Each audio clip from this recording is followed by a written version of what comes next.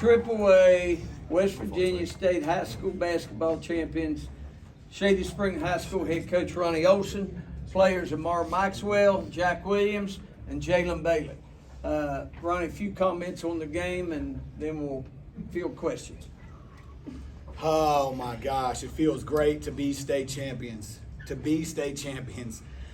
What a freaking game. I got nothing but respect. I'm going to talk about those guys over there first because Coach Retton has been the epitome of what a great coach is, the epitome of what a good program is. And if I was sitting in here, if we lost, I'd say the exact same thing. That dude grinds, he knows his stuff. It's like a chess match, offensively, defensively, coaching, playing-wise. Those guys play so hard. We talked about it. You know what? They're not better than us. We're not better than them. Who's going to execute it? Who's going to go out and be the better team today for 4 quarters? And that's what it was. We put it on the board. Who's going to be the better team today? It's not about because we could play them 9 out of 10 times and we could switch the roles. And we were the better team today through a hard-fought, a grind. What a state championship game. And I'm so proud. Four state championships in a row and 2 out of 4 is pretty freaking good. Questions? Ronnie, you had to have it, and you got, I think, some stops later on, but the layup off the inbound pass in regulation by Gavin Davis, a huge play. You talk about that play. We ran 6. I don't even got my glasses. Coach sat there and called 10. We ran 10 all year. What He said 10. Coach froze in a moment right there. Then he realized what got us here. Right? We talked about it. Don't do nothing special. Do what we do to get us here. That was we ran that play a ton. I don't care if people say it or not. We run that play all year, but it's all about read and react. And Gavin does a heck of a job of selling, going, faking, and sliding under there. Who was at the passing the ball to? Jackie knew. And then Gavin took a charge on the next play too. Yeah. Can't forget that. Yep. I don't remember anything really except free throws. I'm like in disarray right now. What a freaking gosh. They beat us. Golly, go ahead. Can you take me through what happened there in the third quarter? Because 10 points, that was pretty huge for you guys. You needed something kind of outside of what Ammar and Jack were giving you, and that was the spark right there. Yeah, I mean, I think Ammar and Jack, they had their 2 best defenders on them, so I knew I had to make a play, and we were down when I knew we needed a spark, so I'll try to step up. He did. Defensively, you guys had helped Dobbs and Cumberledge to 2 points at halftime. Talk about the strategy there. And Dobbs obviously got his there in the second half, but Cumberledge still held in check. What you guys do special on them? Guys, people told us the last couple of years, I feel bad that I let my guys down last year. I feel like coaching-wise I could have done a better job because we lost it. But we just talked about it. Guard your yard. Basketball's pretty simple. You guard your guy in space, you work to keep in front of you, and it's going to be hard to score. And Ammar did a tremendous job on Dobbs all night. Dobbs did a tremendous job on Ammar Maxwell. What a heavyweight battle on the offensive and defensive end. I mean, them guys, Dobbs was cramping up. Ammar was cramping in the shoulder. I mean, they just went at each other. And for us defensively, we know where it starts and begins. Then we got down 10. We took that timeout. We looked at each other. I said, guys, we defend at such a high rate. What do we say? We defend at a high rate. When you defend at a high rate, good things will happen. And they have bought into that. And they did. And we chipped away. And we chipped away. And we chipped away. And we chipped away. And we knew eventually, offensively, we'd get going. And we did. And we did. And we started loosening up the defense. And I'd rather play good at the end of the game than the beginning because it was opposite of what we did last year. And they took that game. So that was a great defensive effort by all those guys. Dobbs is a freaking college-level player, and Cumberledge killed us last game. What do you have on us last game? 20. Okay, so great defensive effort, team effort. Wow. Ammar, talk about that matchup with Dobbs. Dobbs said that you guys it was a battle both ways. You wore him down, and he hopes he wore you down too. Talk about that battle. It's a heavyweight. I mean, we're both great players. He's big and strong. I mean, I'm big and strong. We just go out there, battle it out. Go out there and just, I don't even know what to say. How about this? You started all 96 games. Yes. And you're Shady. All 96 games you play, 12 state tournament games down here. So over now you in with 2 state championships. So talk about your career and what it meant coming down here the last 4 years. It's crazy, man. It just don't feel real. It doesn't. It's just great. I don't know, it's just crazy to me. That's all I can say. It's just You crazy. came in high school, you think you start all 96 games and 12 No, state tournament games? No, definitely didn't think that. Just came in here, play ball, and now I'm here. So, State champion. state champion two times. Coach Tyler brought up an interesting stat during the Fairmont presser that the last couple of games you guys have played against Fairmont, it's all been decided by 9 points. You guys finally get it back. Obviously, the last 2 years they had your number. But what does this state title mean for you as a coach and for this program as well?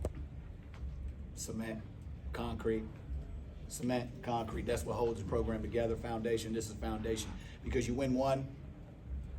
Oh, don't tell me. I'm not going to tell you that first one was not more special than this one. However, you're talking about winning two. You do something twice, it's not an accident.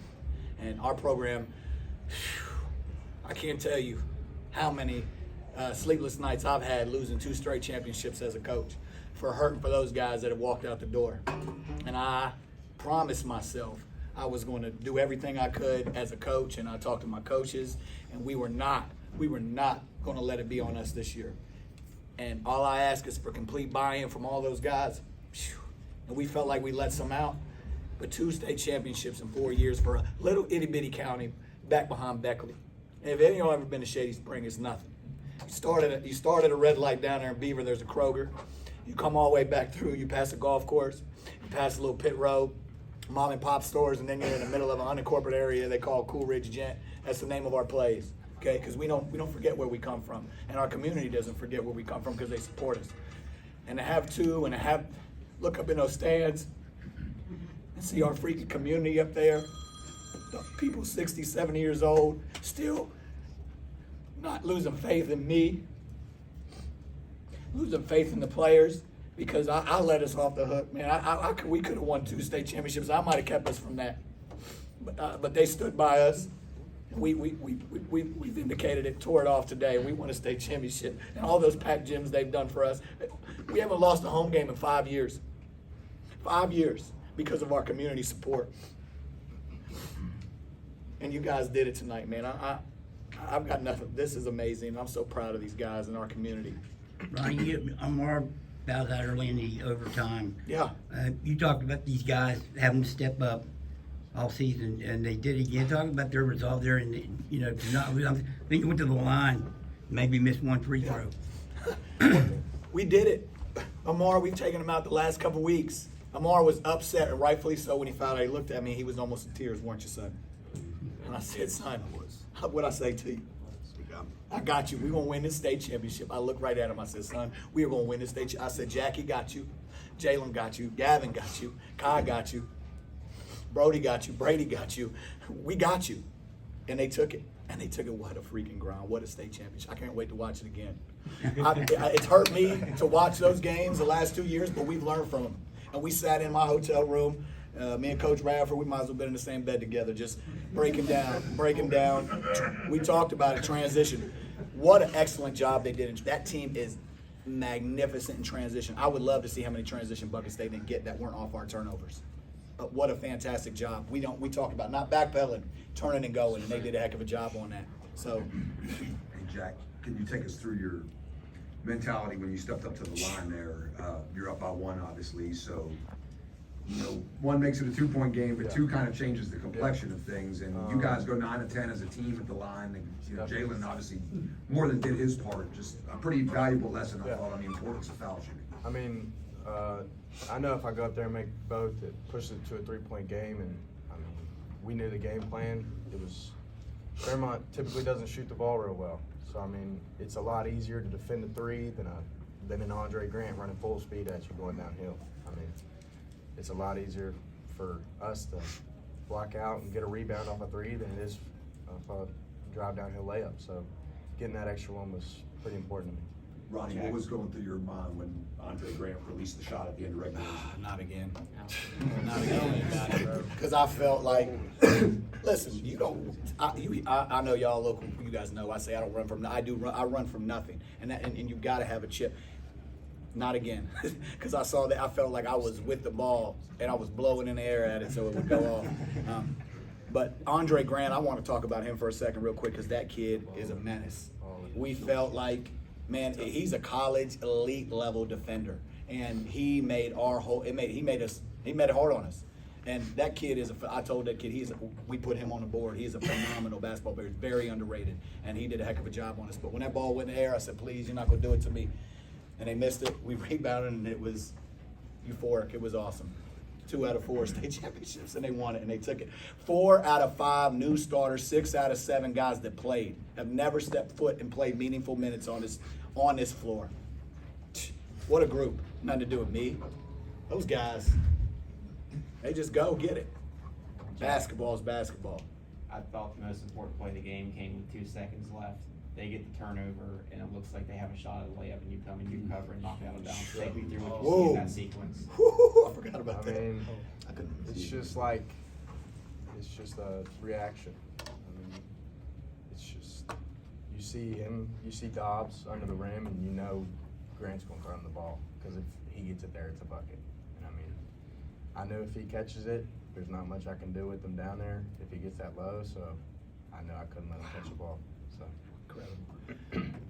Ammar, when you guys came out at halftime, Braden kind of pulled you into the crowd for a minute, and you had a little bit of a conversation. What did you guys talk about there? He was just telling me, keep my head up when I'm driving.